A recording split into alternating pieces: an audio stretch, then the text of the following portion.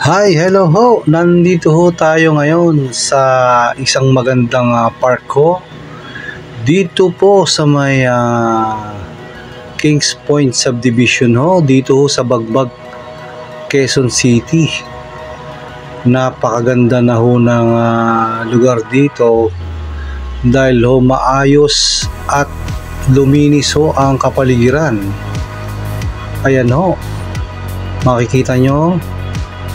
Maganda hong maglakad-lakad, mag-jogging, at ang maganda ho dito ay may palaruan ho para ho sa mga bata.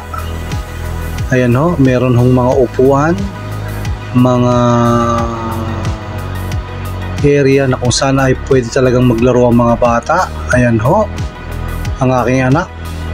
So pumasyal ho kami dito at nakita ho namin na luminis na ang park ho na ito. So napaka-importante ho sa isang komunidad na meron hong ganito, na kahit paano ho merong mapupuntahan ho yung mga tao sa inyong komunidad upang makalanghap ng sariwang hangin, dahil ho mapuno ho yung area na ito makapagkwentuhan, makapaglakad-lakad, at higit sa lahat pwede hong mag-ehersisyo dito. Ayan ho, nag-i-enjoy ho yung aking dalawang anak ho dyan ho.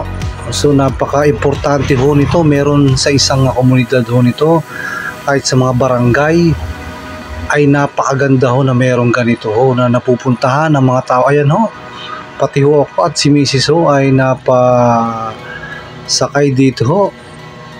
So ayan ho,